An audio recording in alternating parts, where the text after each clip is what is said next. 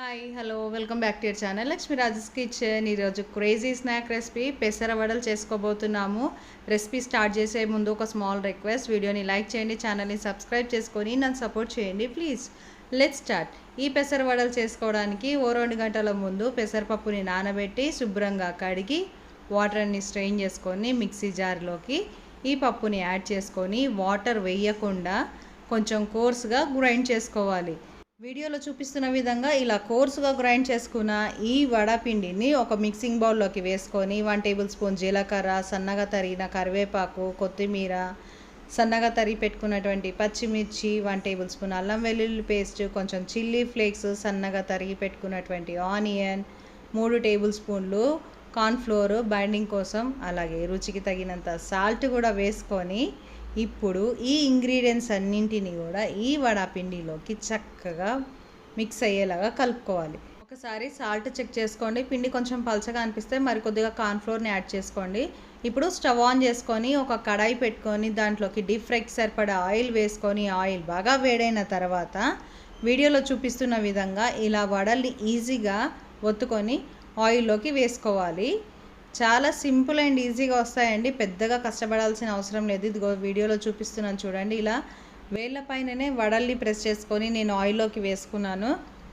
ఇవి కొన్నిగా వేసుకోవాలి. హై ఫ్లేమ్లోనే ఈ వడల్ని డీప్ ఫ్రై చేసుకోవాలి. వడలు వేసుకున్న 1 మినిట్ తర్వాత ఇంకొక సైడ్కి ఫ్లిప్ చేసుకోవాలి. చూడండి చక్కగా పొంగుతూ వస్తున్నాయి. నేను ఎలాంటి సోడా కూడా యూస్ చేయలేదు. ఇలా ఒక సైడ్ నుంచి ఇంకో సైడ్కి ఫ్లిప్ చేసుకుంటూ ఇవి కొంచెం గోల్డెన్ కలర్ వచ్చేంత వరకు కూడా హై ఫ్లేమ్లోనే డీప్ ఫ్రై చేసుకోవాలి. చాలా టేస్టీగా ఉంటాయండి. అప్పటికప్పుడు ఈజీగా చేసుకునే స్నాక్ రెసిపీ. చాలా సింపుల్ అండ్ ఈజీగా ప్రిపేర్ చేసుకోవచ్చు.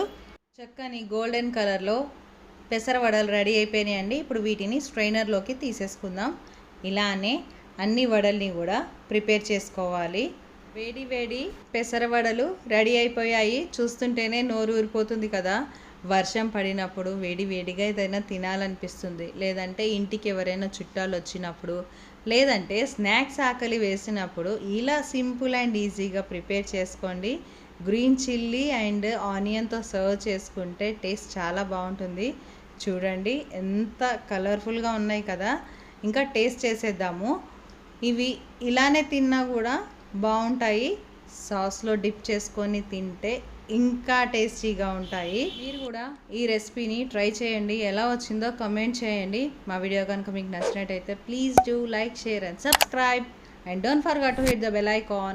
And please do follow me on Instagram also. Thank you for watching the video and thank you for supporting me.